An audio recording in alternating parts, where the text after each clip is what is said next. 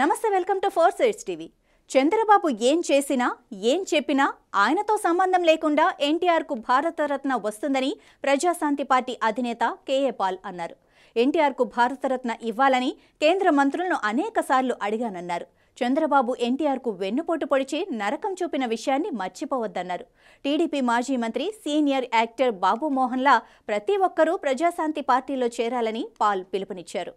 వెన్నుపోటు పొడిచిన చంద్రబాబు నాయుడు బీజేపీతో ఎన్డీఏలో చేరడానికి ఎన్టీఆర్కి భారతరత్న ఇమ్మని డిమాండ్ చేస్తున్నారు. నేను అనేక సార్లు డిమాండ్ చేశాను.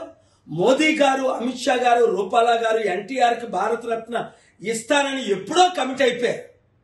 చంద్రబాబు నాయుడు మాటల మోసంలో మీరు పడకండి. ఎన్టీఆర్కి వెన్నుపోటు పొడిచింది, ప్రాణం తీయించింది, నరకం ఇచ్చింది, అవినీతి చేసింది చంద్రబాబు నాయుడు అని ఎన్టీఆర్ గారే అనేక ప్రెస్ మీట్లో అనేక ఇంటర్వ్యూలో మాట్లాడింది గమనించండి. ఎన్టీఆర్ అభిమానులందరూ టీడీపీ, జనసేన, మోదీ పార్టీలోంచి బయటికి రండి. ప్రజాశాంతి పార్టీని గెలిపించండి. 7569441275 అందరూ జాయిన్ అయిపోండి. ఎమ్మెల్యే, ఎంపీలుగా పోటీ చేయండి.